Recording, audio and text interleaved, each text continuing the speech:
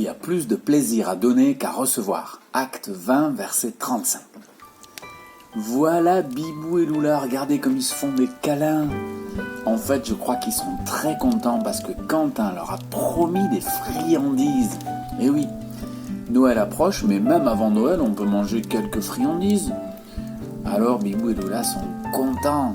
Et oui, et ils sont même impatients et un peu excités. Attention, oh là là là là là là! Oh, regardez comme c'est! Et ça crie! Oh là là, Bibou est super excité. Mais attention, fais pas mal à Lula quand même! Et attention au sapin! Voilà, Noël c'est la joie. C'est pas la joie juste parce qu'on mange. Vous allez le voir dans l'histoire que Quentin va raconter. C'est la joie aussi parce qu'on mange pas tout seul peut-être, ou parce qu'on fait plaisir à d'autres. Et dans cette histoire, vous allez découvrir que si Noël commence parfois mal, ça peut bien terminer aussi. On veut vivre Noël avec notre Dieu et on veut être prêt à vivre les surprises qu'il nous a préparées. Salut les enfants, ça va? Et Bibou et Lula, c'est bon? Vous avez vu? Bibou et Lula se sont régalés. Je voudrais vous raconter une histoire qui parle de repas. C'est l'histoire de Christian. C'est un jeune garçon et son papa est un cuisinier, un traiteur si vous voulez. Et dans la période de Noël, il prépare des grands repas. Et cette année encore, Christian sent qu'il ne va pas vraiment pouvoir fêter Noël avec sa famille et peut-être même qu'il va avoir ses cadeaux très tard. Parce que son papa travaille souvent et sa maman aussi. Et ce qu'il appréhendait, ce qu'il redoutait va arriver. Son papa vient le voir. Tu sais Christian, cette année encore, on ne va pas pouvoir fêter Noël en famille le 24 au soir. Non. Parce que le 24 au soir, Madame Moignon, en fait, a demandé un grand repas pour sa famille, pour ses amis. Et du coup, elle va nous garder jusqu'à très tard. Et on ne pourra pas fêter Noël le 24 au soir. Christian dit, on pourra le faire le 25. Non, tu sais que le 25, là aussi, on a un repas et c'est important pour nous. C'est des moments importants dans l'année. Et puis après, il faudra continuer à travailler. Tu sais, on t'offrira tes cadeaux en janvier, c'est pas grave, c'est pareil. Oui, mais janvier, dit Christian, c'est pas vraiment l'anniversaire de Jésus. Puis ça va être long pour attendre. Mais bon, c'est comme ça. Et Christian s'en va. Quand Noël approche, le 24, dans la journée, Christian ne sait pas trop quoi faire. Ses parents travaillent beaucoup et lui, il s'ennuie. Alors il va se balader dans la ville. Et puis il y a un ami qu'il connaît qui vend des sapins, qui lui dit Christian, viens m'aider, j'ai plein de travail, je te donnerai un petit peu d'argent. Alors Christian est tout content. Il vient aider à vendre les sapins, à les transporter, à les amener dans les voitures, et puis même des fois à rendre la monnaie. Et il est tout content. Et puis il est sur le point de partir, tout le monde est bien fatigué, c'est le moment de rentrer chez lui. Et puis le patron en fait qui vend les sapins lui dit attends, il y a encore Madame Moignon, je l'avais oublié celle-là, elle vient toujours à la fin pour pas payer trop cher. Hein. Madame Moignon, Christian est un peu en colère, c'est à cause de cette dame qui peut pas fêter Noël le 24 au soir. Oh. Elle vient, elle a l'air très riche, elle a une grande voiture, elle est bien habillée, et puis elle a l'air d'insister pour prendre un sapin pas trop cher s'il vous plaît. Est-ce que vous pouvez pas me faire un prix parce que ce sont les derniers, ils ne sont pas très jolis. Oh, le patron n'est pas content et Christian est vraiment en colère. Et puis finalement, Madame Moignon prend son sapin et Christian rentre chez lui. Quand il rentre chez lui, il est tout surpris. Sa maman est là et elle lui dit « Papa va bientôt passer nous prendre. » Ah bon? Papa arrive en voiture, il les prend dans la voiture et ils partent tous les trois. Personne parle. Et puis d'un coup, Christian dit à ses parents « Mais qu'est-ce qu'on fait? Vous n'avez pas votre repas avec Madame Moignon ?» Papa est en colère. Il dit « Oh, celle-là alors, elle a cherché encore à négocier les prix, elle voulait baisser, elle trouvait que c'était trop cher. Et j'y ai dit, tant pis, votre repas de Noël, vous le gardez, ou plutôt, nous on le garde, on l'emporte, et vous vous débrouillerez avec vos amis et avec votre famille. » Ah bon? Et qu'est-ce qu'on va faire? Tout est dans la voiture, tout est dans des glacières, on va quelque part. Christian est très surpris. Comment ça, on va quelque part? Oui, tu vas voir. Sa maman lui fait un petit sourire. Et alors, le papa de Christian s'arrête devant une grande salle avec des décorations. Et puis ils entrent dans cette salle et il y a plein de gens qui ont l'air un peu simples, qui sont habillés tout simplement. Il y a même des gens qui ont l'air d'être des gens de la rue. Vous savez comment on dit les SDF, les sans domicile fixe. Et puis quand le papa de Christian commence à ouvrir les glacières et les cartons, tout le monde est émerveillé. Il y a du foie gras, il y a du champagne, il y a des gâteaux, il y a de la bonne viande. Tout le monde est impressionné. En fait, Christian se rend compte qu'il est dans le local de l'armée du salut, Bibou et Lula. Vous savez, c'est comme une église, c'est des gens qui s'occupent souvent de ceux qui sont pauvres et qui n'ont pas beaucoup à manger. Alors à Noël, ils font des repas pour eux. Et là, le papa de Christian, qui était fâché contre Madame Moignon, eh bien, il est venu amener tout son grand repas à l'armée du salut, pour que ceux qui sont pauvres, ceux qui n'avaient pas un beau Noël, eh bien, fassent un repas de fête. Et vous savez ce qui s'est passé pendant cette soirée, c'était extraordinaire. Christian, maintenant, il raconte à tout le monde qu'il n'a jamais vécu un aussi beau Noël. D'abord, il était avec son papa et sa maman, qui ne travaillaient pas, qui étaient simplement en train de manger comme les autres. Et puis, il a vu la joie des gens. La joie des gens qui étaient là et qui mangeaient un repas extraordinaire, le repas de Madame Moignon.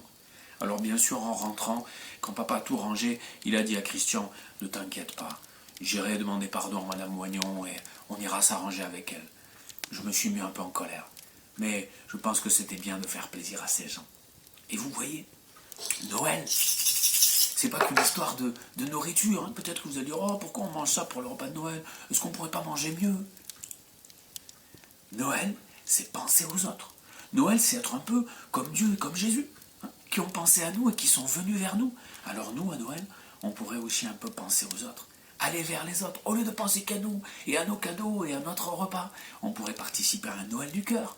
On pourrait offrir quelque chose à quelqu'un. Hein. Pas juste penser à recevoir des cadeaux, mais aussi en donner à nos parents, à nos amis, et peut-être même à penser à quelqu'un qui est dans la rue, qui est pauvre, lui faire un sourire, lui donner quelque chose pour Noël, pour que Noël soit vécu autrement, que ce ne soit pas juste la fête où ceux qui ont beaucoup d'argent mangent beaucoup et ceux qui n'en ont pas beaucoup mangent pas beaucoup, voire presque rien, et soient tristes à Noël. Notre rêve, notre envie, ce serait qu'à Noël, vraiment, à travers nous, Dieu fasse du bien à ceux qui sont pauvres et à ceux qui souffrent. Comme nous l'a raconté cette histoire de Christian et de son papa cuisinier.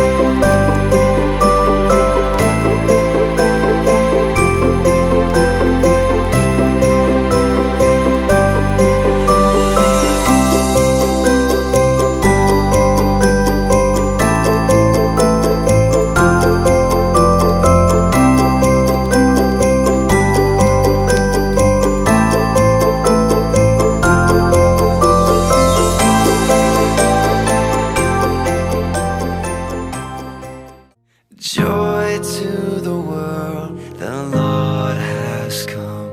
Let earth receive her King. Let every heart prepare him room. And heaven and nature sing, and heaven and nature sing, and heaven and nature sing.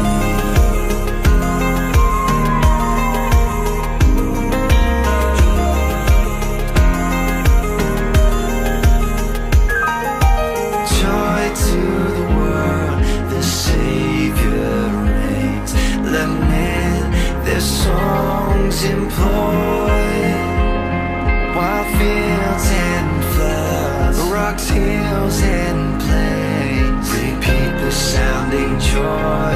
Repeat the sounding joy. Repeat the sounding joy.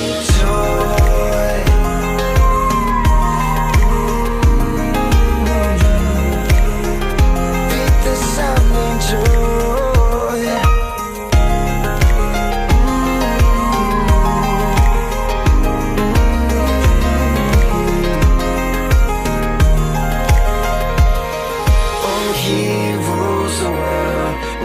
Truth and grace, and makes the nations prove the glories of his righteousness and wonders of his love.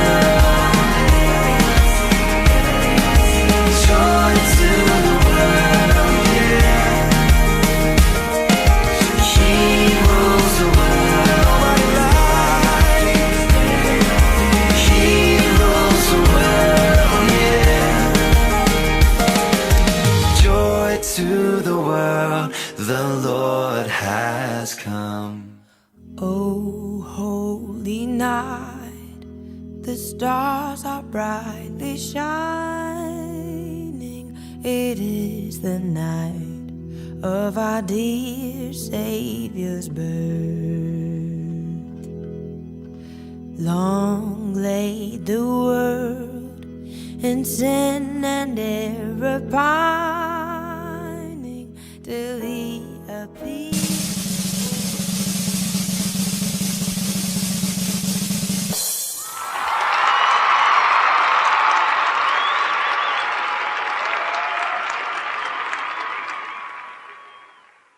Long lay the world in sin and error pining till He appeared, and the soul felt its worth. A thrill of hope, the weary world rejoices, for yonder breaks a new and glorious morn.